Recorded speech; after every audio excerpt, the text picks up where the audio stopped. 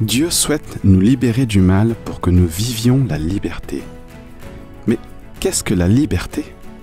Rendez-vous samedi à 2h, 11h et 21h avec nos 3 animatrices, animateurs et leurs invités pour une belle heure de partage, musique et réflexion.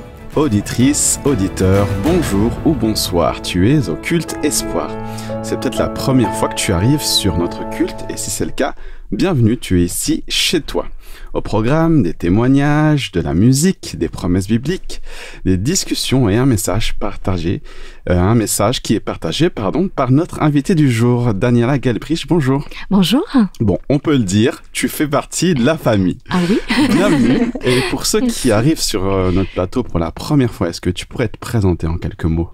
D'accord, je m'appelle Daniela, je viens d'Allemagne, d'où mon petit accent, ou grand accent, je sais pas.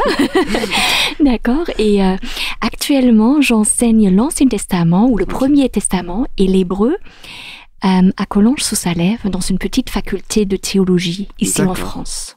Merci pour ta présentation. La semaine dernière, tu nous avais parlé d'être face à la solitude quand celle-ci nous frappe. D'ailleurs, auditrice, auditeur, si tu n'as pas pu écouter ce culte, je t'invite vivement à l'écouter sur la chaîne YouTube ou en podcast sur le site Hope Radio. De quoi vas-tu nous parler aujourd'hui, Daniela ? Aujourd'hui, je vais partager quelques pistes de réflexion autour des réalités de l'existence et la liberté. Surtout la liberté, j'aime beaucoup. La liberté. J'aime bien ce thème. Merci. Et que l'Esprit nous guide tout au long de ce culte et nous accompagne dans ce moment que l'on va vivre, auditeurs, auditrices. Bonne écoute.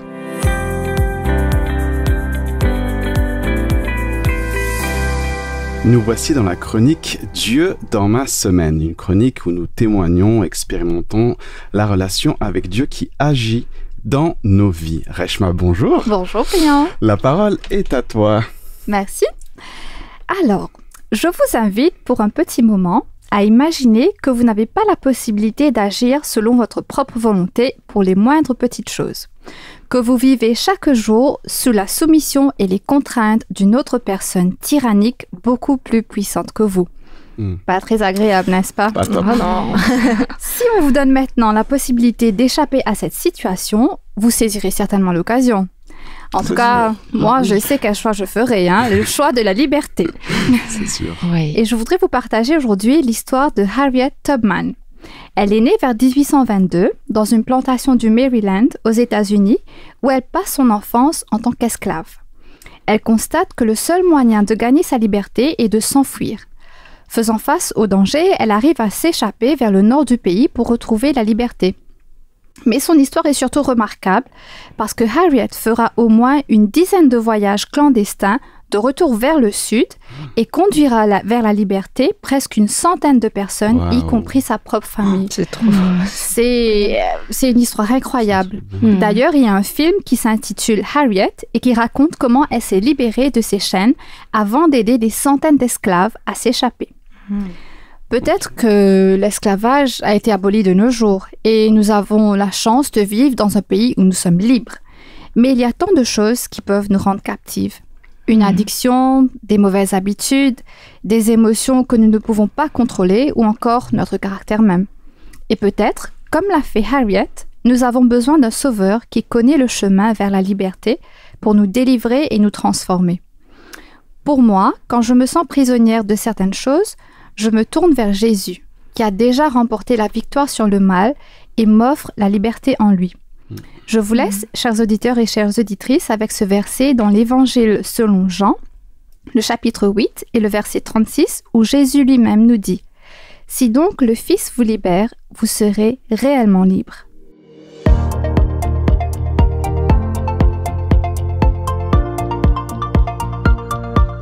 La promesse du jour que j'aimerais te partager se trouve dans la lettre aux Romains, dans le Nouveau Testament. Il est dit « Ne vous conformez pas au siècle présent, mais soyez transformés par le renouvellement de l'intelligence, afin que vous discerniez quelle est la volonté de Dieu, ce qui est bon, agréable et parfait. » Toi qui nous écoutes, je ne sais pas comment résonne ce passage dans ton cœur. Il aura peut-être plusieurs teintes dues à ton propre parcours. Et je crois que ce texte nous invite malgré toute l'intelligence que l'humain peut avoir, la sagesse acquise avec l'expérience, les connaissances dans les relations sociales, les nouvelles découvertes, malgré tout cela, Dieu nous invite à nous confier dans une intelligence qui nous dépasse, qui nous transforme. Une intelligence qui est bonne et agréable pour ta vie, pour ma vie. Alors que ces paroles fassent écho dans ton quotidien. Sois béni.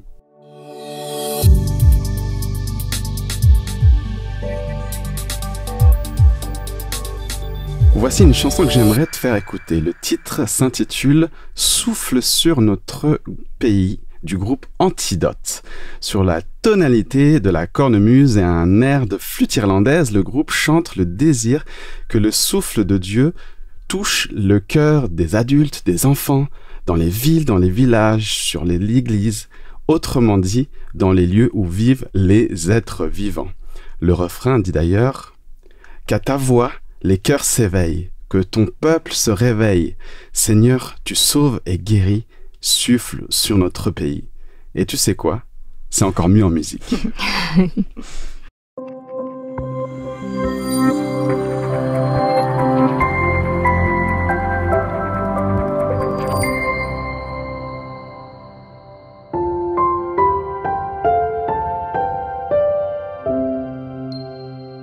Marilyn, bonjour.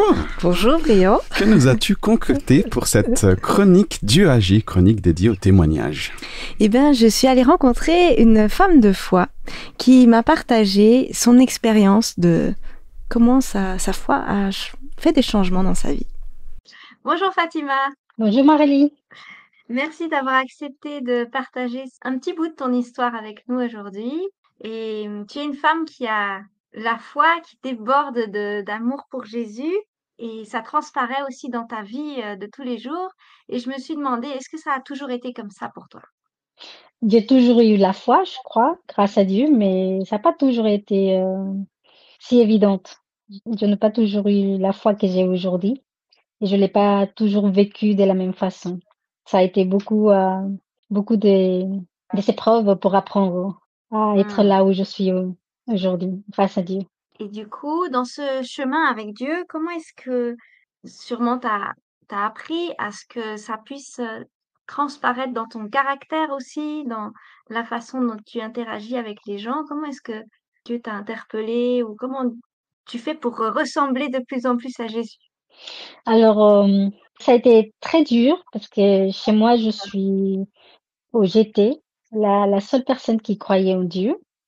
En fait, j'étais une chrétienne convertie, mais avec les habitudes encore du monde, avec des façons de penser vraiment du monde, quoi. Et c'était pas évident de me rendre compte que toutes ces choses-là, il fallait que je le laisse. Dieu est tellement bon par sa bonté, il m'a appelé à la prière et cela a tout changé pour moi. J'ai commencé à prier à 3 heures du matin et du coup, c'était quelque chose que c'était très dur pour moi parce que dormir, j'aime beaucoup, mais Dieu a voulu ainsi et puis j'ai décidé, par la grâce de Dieu, d'obéir cette fois-ci et ça a changé toutes mes habitudes. J'ai commencé à me familiariser d'une façon différente à la parole de Dieu, la méditer beaucoup plus profondément et surtout à contempler, à réfléchir. Je crois que Dieu m'a poussé à que j'aille beaucoup plus loin qu'une simple lecture ou qu'une simple réflexion. Il voulait vraiment que je vis la parole et que je la reflète. Ça n'a pas été évident parce qu'il y a certaines choses de ma vie que ça a été plus facile de lâcher et d'autres que non. Mais en tout, Dieu, il m'a toujours, je pense, dit, ce comportement, Fatima, ce n'est pas ce que je t'apprends, ce n'est pas ce que je t'ai appris, ça vient. En fait, c'est tellement dur de ne plus être moi-même, mais comme je dis dans les conversations avec Dieu, ça fait 30 ans, plus de 30 ans que j'ai vécu dans le monde, avec mon éducation, que je vais à l'école, à la maison, dans mon pays, parce que je viens du Pérou, et puis ici aussi, que j'ai dû changer mes habitudes ici dans ce pays. Et du coup, tout ce que j'ai appris dans ce monde n'a rien à voir avec ce que Dieu m'apprend. C'est pas toujours. En fait, quand tu parles du monde, c'est comme dans la société dans laquelle on vit, la façon dont on gère nos relations, dont on pense les choses et la C'est ça. façon dont tu vois dans la Bible que Dieu, il a construit son royaume ou il construit la façon dont il nous invite à vivre, c'est pas pareil en fait, c'est ça. C'est pas pareil, voilà, c'est ça. C'est dans le comportement avec mes enfants, avec qui je devais être plus patiente, parler d'une autre façon, avec mon mari, que c'était pas toujours évident et du coup, ben, j'ai toujours un peu cherché les conflits, je crois, parce que je croyais toujours avoir raison ou parce que je croyais toujours être dans la vérité et puis finalement, bah non. Et Dieu m'a appris à voir mon époux de la façon dont lui le voit, à être beaucoup plus patiente et aimante avec mes enfants. Je l'étais, mais à ma façon, à ma manière, pas comme celle que Dieu voudrait que je le sois. Ça m'a appris beaucoup de temps à admettre que ma façon de faire n'était pas la bonne et beaucoup plus de temps de laisser Dieu façonner cela. Sa parole m'a beaucoup aidée en fait. En Éphésiens 4, 17 à 32, et spécialement le verset 22-23 qui parle de la nouvelle vie chrétienne. Il m'a beaucoup touché ces versets, je l'ai beaucoup médité, beaucoup, mais pendant des mois, tu m'as parlé à travers ces versets, parce que en fait, il fallait vraiment que je me laisse, que je me débarrasse de cette pensée et que je me laisse renouveler d'avoir une pensée biblique en fait. Et je me suis rendu compte que la parole de Dieu vraiment est très, très importante dans la vie d'un chrétien et il faut beaucoup plus que se familiariser, il faut vraiment l'expérimenter, il faut vraiment la dévorer et la méditer. Contempler Jésus, ça a été quelque chose de rassurant tous les jours parce que cela m'a permis de le voir lui et d'avoir cet exemple. En fait, Et en regardant, du coup, c'est là, en fait, c'est en contemplant, au final, c'est pas en mettant des nouvelles règles ou des oui, choses parce que comme ça dans ta vie, c'est en regardant. voilà, à ma manière, ça n'a pas marché. J'ai essayé de changer par moi-même et puis franchement, ça a été une catastrophe. C'était de pire en pire. Mais depuis que j'ai laissé Dieu me façonner à travers sa parole, ça a été effectif. Et franchement, aujourd'hui, je peux dire que Dieu a fait des miracles dans ma vie. Il y en a plein de choses encore que je dois changer en moi. Mais je sais maintenant que je n'ai pas à me sentir stressée ni angoissée par rapport à ça. Je sais que Dieu, il gère tout en fait. Amen. Merci beaucoup, ce témoignage. Les réalités de l'existence et de la liberté. Daniela, la parole est à toi. Merci beaucoup. Dernièrement, j'ai vu un film qui mettait en lumière une situation humaine incroyablement complexe et profondément choquante. Et face à cette situation complexe et choquante, une des actrices principales du film, c'était la mère du garçon qui avait voilà, il est parti en vrille finalement. Et la mère de ce garçon, elle disait, je la cite, « J'ai découvert la distorsion entre les discours engagés, humanistes et les réalités de l'existence. » Donc il y a toujours un écart entre ce qu'on dit et ce qu'on vit. Et après, il faut digérer cette phrase, à mon avis. Donc, j'ai découvert la distorsion entre les discours engagés, humanistes, et les réalités de l'existence. Et je crois que toutes les époques de l'histoire humaine ont cherché et proposé des solutions aux dilemmes et aux difficultés de la famille humaine. Et là, je vois une difficulté, le discours et la vie concrète. Et je crois que toutes les époques ont lutté avec ces questions. Ce tiraillement, finalement, devant lequel on se trouve. Et les grandes interrogations de la philosophie et de la littérature portent sur la question de savoir comment vivre ensemble, comment coexister en tant qu'être humain sans s'entretuer, sans ériger des murs invisibles entre nous, sans vouloir dominer sur l'autre, sans devoir écraser l'autre pour se faire un nom ou pour se créer une identité. Et la philosophie, c'est un peu l'amour de la sagesse. Et la famille humaine a besoin de sagesse pour vivre ensemble, pour vivre tout court. la vie, il faut gérer la vie. Mais la réalité est que malgré tous nos discours humains, engagés, humanistes, nous n'arrivons pas à endiguer la violence, la haine et l'indifférence. On n'arrive pas à s'en sortir. Exactement. Et on est en quête de trouver des solutions. Et c'est normal, on est des êtres humains. Et finalement, il y a décalage entre discours et réalité. Les réalités de l'existence. Et les réalités de l'existence nous rattrapent très vite. Très très vite. Et bien que tout le monde applaudisse la charte des droits humains, par exemple, et c'est nécessaire de les avoir promulgués, les droits humains. Mais ces droits humains sont bafoués au sein de la société occidentale qui se veut foncièrement humaniste. Donc on vit en décalage. Et voilà, il y a tiraillement entre aspiration et réalité. Parce que je pense en chaque être humain, il y a cette aspiration à la liberté, à la paix. C'est normal. Absolument. C'est normal. Et indépendamment des cultures, je pense aussi. Exactement. Partout. Sur toute la terre, finalement. Et les textes bibliques en sont conscients. Ça, c'est déjà une bonne nouvelle parce que voilà, les textes bibliques en parlent. Le corps humain est complexe, ça c'est clair. Qui peut le comprendre? Souvent, on voit le mal perpétré à l'extérieur de nous. On observe, on juge, on dénonce et on oublie que le mal fait également ses ravages à l'intérieur de nous, dans nos cœurs. On est tous dans la même barque en tant que famille humaine, en tant qu'être humain. Donc, qui peut prétendre se connaître à 100%? Je pense qu'il y a une part en nous qui nous dépasse et aussi une part qui est sombre. Voilà. Et face à ce dilemme, à l'intérieur, Paul, c'est un auteur du Nouveau Testament, il dit « Misérable que je suis, qui me délivrera de ce corps de mort ?» Et il ajoute « Grâce soit rendue à Dieu par Jésus-Christ, notre Seigneur. » Donc il est face à ce dilemme. Je fais ce que je ne veux pas faire. Décalage entre aspiration et réalité de la vie. Et finalement, les textes bibliques envisagent un renouvellement de l'être humain à l'intérieur. Finalement, Dieu, le Créateur, il souhaite recréer un cœur humain en nous. C'est-à-dire, même les prophètes parlent d'un cœur de pierre qui est dénaturé. Un cœur de pierre, voilà, c'est vraiment dénaturé.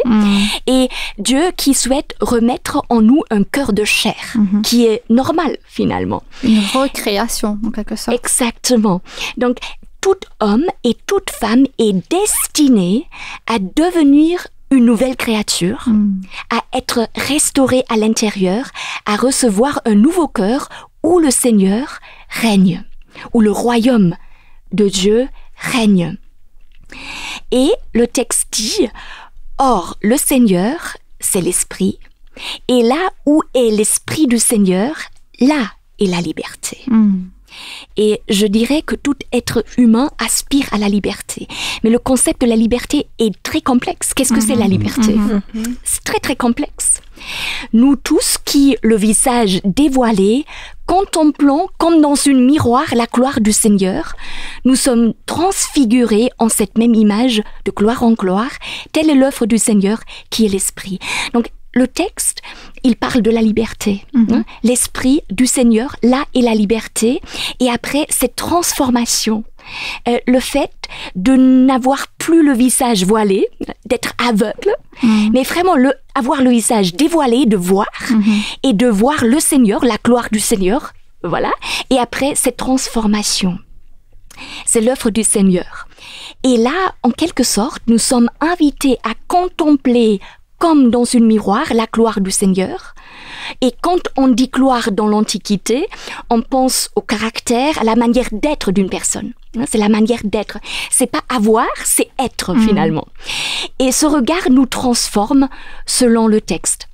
Et j'ai envie de dire que la foi en le Seigneur devrait nous transformer en des personnes de plus en plus aimantes, généreuses, intelligentes et matures et libres. Parce qu'on peut vivre dans une société qui se dit libre, mais on peut être esclave de quelque chose, prisonnier de quelque chose, n'est-ce pas? Des personnes qui savent mettre des limites saines où il faut les mettre, avec une conscience aiguisée et renouvelée par l'esprit. Et le Seigneur est opposé constamment, inlassablement et de façon intransigeante à l'égard du mal, sous toutes ses formes et manifestations. Et finalement, le mal, il détruit l'amour, le relationnel, la liberté aussi. Donc, le Seigneur, il est amour, il est aussi liberté. Et je pense qu'il souhaite libérer tout homme et toute femme du mal pour que tout homme et toute femme puissent vivre la liberté. Finalement, le mal nous contraint. Et j'ai entendu la phrase suivante dernièrement, elle est très belle. Si la philosophie est l'amour de la sagesse, l'évangile est la sagesse de l'amour. C'est beau. Donc la sagesse de l'amour, c'est très beau. C'est très beau. Et moi, je me suis posé la question de savoir, mais la liberté, c'est quoi selon l'évangile ou quelques pistes de réflexion. Je n'ai pas le dernier mot, parce que la liberté me dépasse. Mais là, je ne pense pas forcément à une liberté, c'est-à-dire... je ne suis pas en prison, hein, c'est pas politique. Exactement, elle n'est pas politique finalement. Je pense pour moi, ça serait aussi la liberté de pouvoir pardonner à l'autre qui m'a blessée. Pour moi, ça, c'est une liberté extraordinaire. Et on a tous été blessés dans la vie. La liberté de pouvoir pardonner, de lâcher prise, et même d'aimer ses ennemis. C'est une liberté extraordinaire, parce que normalement, on déteste ses ennemis. C'est subversif, hein? Ou la liberté de mettre des frontières sages et intelligentes face au mal. D'accord? Là aussi, c'est une liberté de pouvoir le faire. Quelquefois, on est dépendant d'une personne qui nous détruit. Il y a des dépendances émotionnelles qui se créent, et là aussi, on se détruit. Et la liberté, quand on est dépendant d'une personne, on n'est plus libre. Voilà. Ça fait mal, hein? Et la liberté, face à tout ce qui détruit le relationnel, la liberté et l'amour. Et la liberté de tracer sa propre route aussi. De ne plus dépendre des illusions qui existent dans notre monde. C'est tracer sa route avec dignité et peut-être même tout seul. Ou la liberté d'aimer autrui sans jamais le forcer de nous aimer en retour. Pour moi, c'est une liberté extraordinaire. Donc on vit cette liberté, on accorde à l'autre aussi de vivre cette liberté. Exactement, cette gratuité. Et la liberté de vivre pleinement et avec espérance, même en face des difficultés de la vie. Ça, pour moi, c'est une liberté. De pouvoir rester debout malgré tout. Parce que la vie sera difficile. La vie, c'est ambigu. Hein, il y a de belles choses, mais il y a aussi des choses voilà, qui sont difficiles. Et la liberté d'avancer, d'apprendre de ses erreurs, de les corriger, de grandir à travers elles. Hein, pour moi, c'est une liberté. Et je parle toujours d'un dilemme devant lequel on se trouve en tant qu'être humain. Et c'est le dilemme d'un souvenir oublié. C'est-à-dire, le Christ, il est l'image du Dieu invisible. C'est le Nouveau Testament qui le dit. Donc, le Christ est l'image du Dieu invisible. Et tout être humain a été créé à l'image de Dieu. Donc, pour moi, le Christ, il vient, il nous rappelle ce souvenir oublié. Et pour moi, le Christ est l'homme le plus libre qui ait jamais existé. Et je crois qu'il était libre, même cloué à la croix, il était libre. Hein? Et pour moi, il nous rappelle ce souvenir oublié et il nous rappelle notre destinée à devenir des hommes et des femmes libres. Dans ce sens-là. Même si nous sommes cloués à une croix, je parle au sens figuré bien sûr, d'être libre. Libre d'aimer, mais de façon intelligente et mature, tout en gardant notre liberté, notre dignité.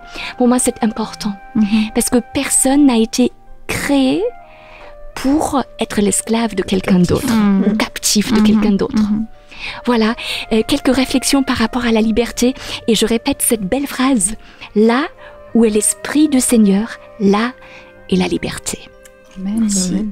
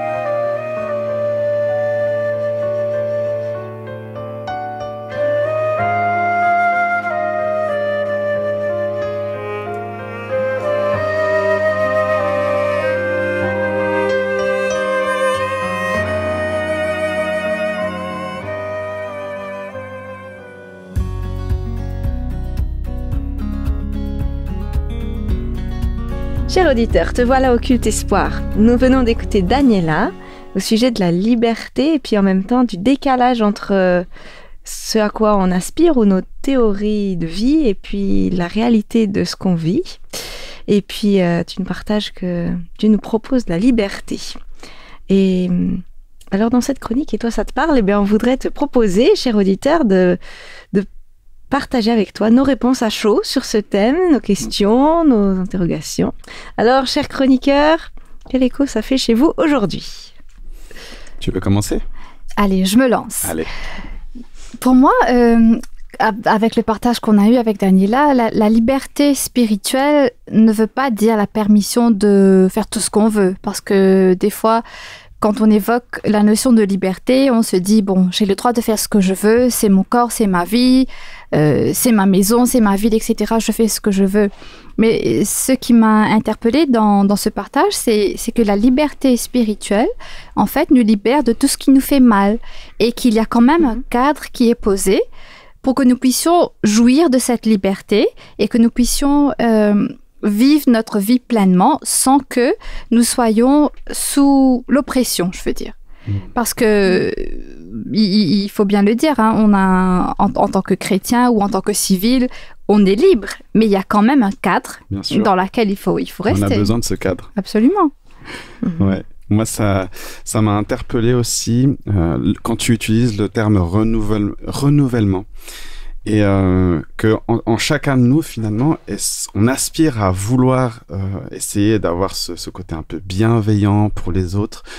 Et je me dis, est-ce que Dieu aussi, quand tu emploies le mot renouvellement, c'est aussi de renouveler finalement ce qu'on avait à l'origine quand il nous a créés, c'est-à-dire bon, normalement, et qui nous aspire, en fait, avec ce renouvellement, à pouvoir, avec sa force, bien sûr, avec tout ce qu'il a pour nous aider, d'apercevoir cette petite touche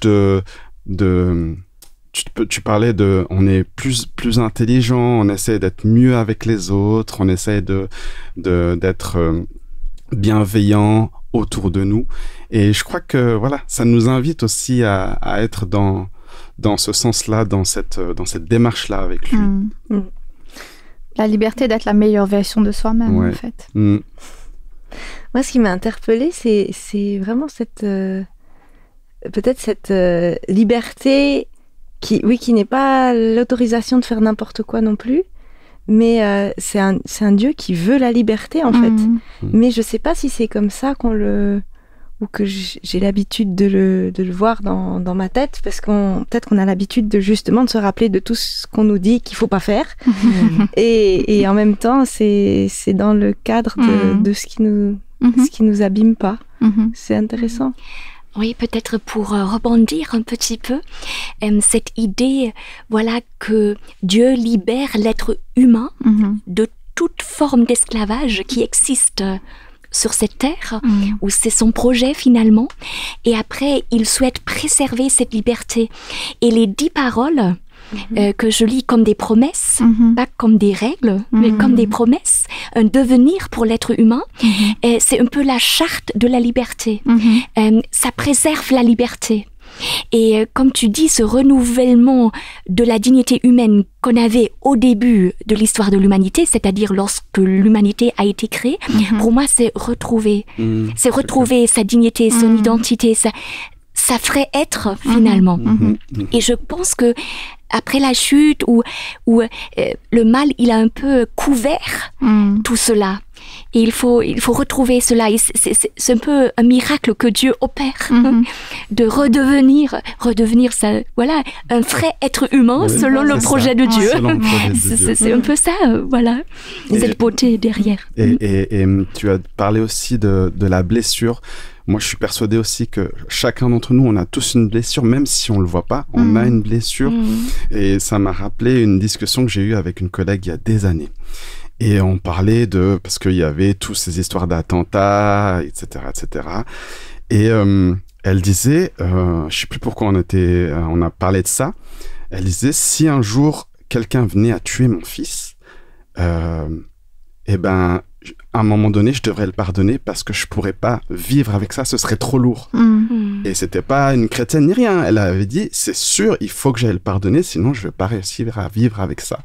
Et justement, je me suis dit, dans ce que tu as dit, pardonner, ça enlève aussi toutes les barrières qu'on peut avoir. Et voilà, qu'on puisse aussi penser à ça, nous, en tant que chrétiens, mais voilà, toutes les personnes qui vivent des choses difficiles, que le pardon, ça peut être aussi une forme de liberté. Absolument. Et j'ai trouvé tellement beau ce que tu as dit, que Jésus, même cloué à la croix, il était libre en Dieu. Et pour refaire la comparaison avec l'histoire de Harriet Tubman, quand elle a connu la liberté, elle a voulu partager ça avec les autres. Elle a voulu, en retour, donner la liberté aux autres. Et je pense que c'est le désir de Dieu pour nous aussi. Lui, il est libre et il désire que nous soyons libres en lui aussi. Et cette idée de retrouver la liberté, je pense quand on a été enchaîné, je sais pas, par une relation qui était trop lourde ou destructrice, toxique, on retrouve la liberté, c'est une bouffée d'oxygène incroyable. On retrouve sa dignité, sa liberté, sa joie d'exister, n'est-ce pas? C'est quand même quelque chose d'extraordinaire. Oui, c'est sûr. Comme la vie abondante. Ça rejoint un peu, ça me fait penser à ça. Merci beaucoup les chroniqueurs et Daniela pour ce partage.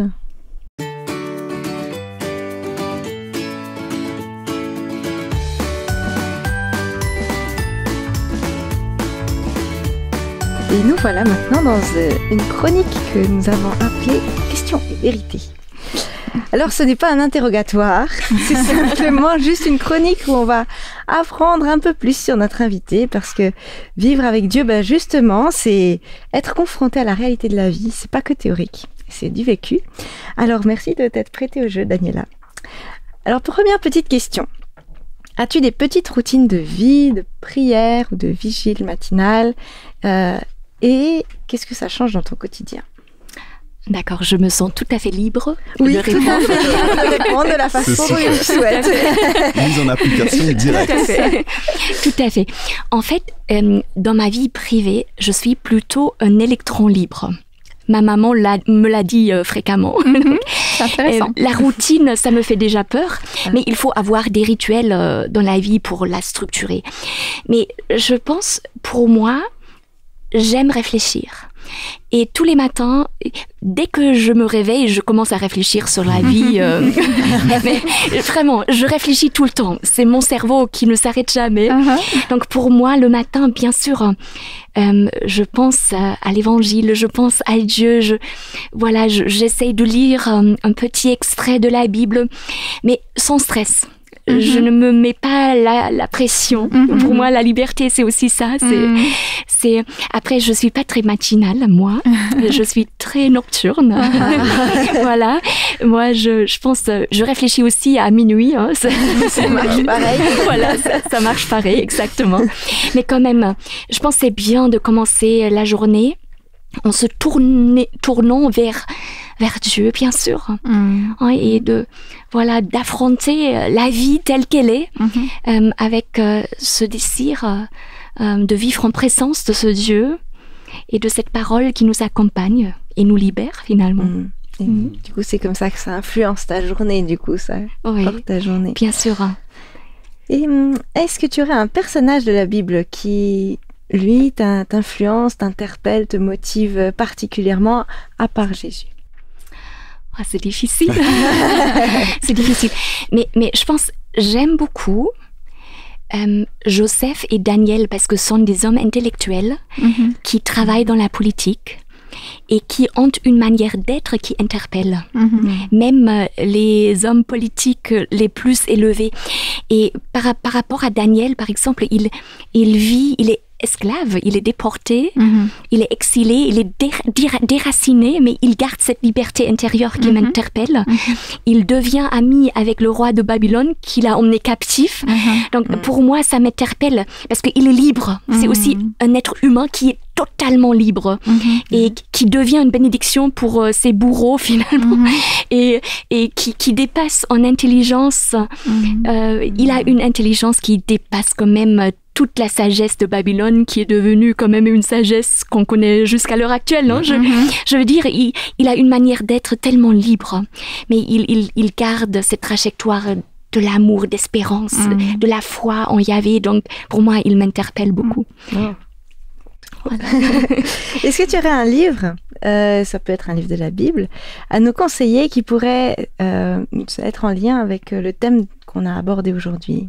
La liberté, les réalités de l'existence, ce tiraillement. Bien sûr, je pense dans le Premier Testament, et je l'enseigne donc je fais de la pub. Le Testament. C'est bien. Voilà. Pour moi, c'est bien sûr le livre de l'Exode. Qui présente un cheminement existentiel, je pense, de tout être humain vers la liberté. On arpente un chemin de la liberté, on emprunte un chemin de la liberté. Libération, premier bloc littéraire du livre, ensuite c'est l'alliance, le relationnel avec Dieu. Cette charte de la liberté, les 10 paroles qui rappellent la création d'ailleurs, cette dignité au début, et ensuite adoration. Donc aussi cette idée qu'on est là pour retrouver la liberté, pour pouvoir adorer en toute liberté. Et ce lien avec Dieu, ce n'est pas une nouvelle dépendance parmi toutes les dépendances. Non, c'est autre chose. C'est un lien qui rend libre. C'est un paradoxe aussi, parce que le lien, normalement, il nous rend dépendants. Tout à fait, mais ça, c'est différent. C'est pas une nouvelle dépendance, mais une liberté dans ce lien avec Dieu. Donc c'est une proposition de relire le livre de l'Exode, pas juste comme une histoire, mais comment ça peut interpeller nos vies. Parcours de liberté. Exactement. Exactement. Et puis du coup, tu nous as parlé de transformation, d'être renouvelé. On a pas mal un petit peu évoqué ça. Est-ce que tu aurais quelque chose à nous partager par rapport à quelque chose, un vécu de cette transformation, que ce soit pour toi ou pour quelqu'un? Oui, je pense que je vais parler de moi-même. Je connais des personnes qui ont été bouleversées, transformées par l'Évangile. Mais voilà, je protège un peu les personnes et leurs histoires. Mais dans ma propre vie, je voulais quitter le christianisme. Pour moi, le christianisme était trop lourd à porter. L'électron libre qui parle. Voilà. Mais finalement, je voulais le quitter, mais j'avais une intuition en moi. Voilà, il y a quand même un Dieu, il y a l'Évangile, il y a les textes bibliques, et on ne peut pas les jeter avec l'eau du bain, voilà, vous voyez. C'était resté en toi quelque part. Exactement, c'est resté en moi. Il y avait quand même quelque chose. Et quand j'ai commencé à lire ces textes bibliques, et c'était à une époque où je voulais quitter le christianisme, et aussi où je traversais quand même des crises existentielles. Voilà, en tant qu'ado, jeune femme, on a quand même des crises existentielles graves, je veux dire. Et j'ai beaucoup aimé les philosophes, la littérature, parce que avec eux, je pouvais m'identifier, parce qu'il y avait beaucoup de philosophes qui touchaient un peu le désespoir avant de rebondir. Ou pour moi, c'était pareil. J'ai vraiment touché le désespoir et je savais plus quoi faire finalement. Vivre, ça veut dire quoi? La vie, voilà. Et quand j'ai commencé à lire les textes bibliques, l'Évangile, le Premier Testament, le prophète Ésaïe surtout, j'ai quand même vécu une libération à l'intérieur qui était extraordinaire. Pour moi, les circonstances de la vie n'ont pas changé. C'était un défi à relever, vraiment, des situations compliquées. Mais quand même, j'avais une force de vouloir confronter cela avec sagesse, intelligence, proactivité. Pour moi, c'était un miracle. Parce qu'avant, je n'avais pas cette force, cette volonté. L'Évangile m'a donné goût pour la vie finalement, et de pouvoir traverser ces situations difficiles sans vouloir les éviter, vraiment de les affronter. Et pour moi, c'était une expérience inégalée qui m'est restée à l'esprit. Et j'ai décidé de rester à l'intérieur du christianisme. Quelquefois, c'était encore dur pour moi, je l'avoue, mais pour moi, cette joie d'avoir rencontré Dieu, elle est restée. Pour moi, c'est la meilleure chose au monde. C'est resté. Pour moi, ces textes bibliques, ils me parlent. Pour moi, ça parle de l'existence, les réalités de l'existence et cette liberté. Et pour moi, c'est resté. Ça me tient. Ça me tient vraiment. C'est beau. Merci de ce partage. Beaucoup. Merci à vous. Nous avons besoin de l'aide de Dieu pour nous transformer et nous libérer de ce qui nous fait mal. Et Dieu, il désire répondre à notre appel. Alors je te propose de l'inviter à briser les chaînes de ta vie pendant que Daniela nous conduira dans la prière. Seigneur, merci d'être le garant de la liberté. Merci d'être libre toi-même, parce que dans cette liberté, tu nous aimes et tu nous conduis si nous voulons cheminer avec toi vers la liberté. Merci pour cette dignité inégalée que tu as mis en chacun d'entre nous. Et merci aussi de nous avoir créés en tant qu'êtres humains responsables et moraux, parce qu'on peut faire des choix et nous pouvons nous conduire aussi comme des êtres humains intelligents qui réfléchissent. Et merci surtout pour ton amour à l'égard de chacun d'entre nous, parce que finalement, c'est aussi cet amour qui nous donne cette envie d'être libre et d'aimer en retour. Donc c'est l'amour, c'est l'espérance, c'est la foi que tu nous donnes, que tu nous offres, et nous te sommes reconnaissants pour cela. Merci aussi parce que la route vers la liberté, c'est un cheminement avec des hauts et des bas, mais merci de nous donner le courage de le poursuivre, coûte que coûte. Au nom de Jésus-Christ, Amen. Amen.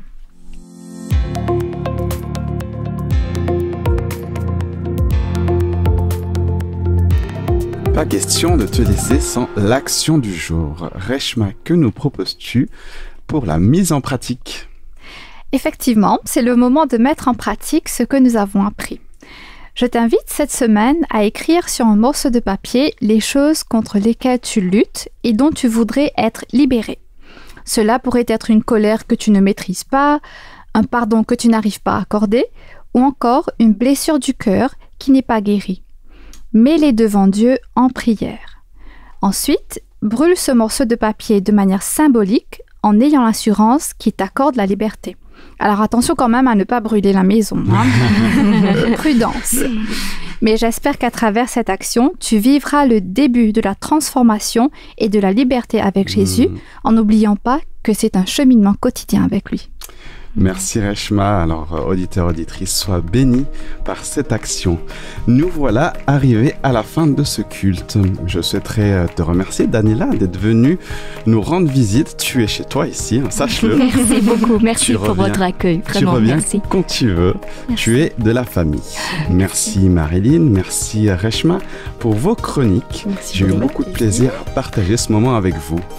Chères auditrices, chers auditeurs, n'oublie pas de partager ce culte autour de toi et utilise tous les moyens que tu as à ta disposition. Un dernier mot pour la route, que l'Éternel te bénisse et qu'il te garde, que l'Éternel fasse luire sa force sur toi et qu'il t'accorde sa grâce, que l'Éternel tourne sa face vers toi et qu'il te donne la paix. Mettons en action avec Dieu, ose l'aventure d'une vie en partenariat avec le Maître de l'univers. À très bientôt. Ciao!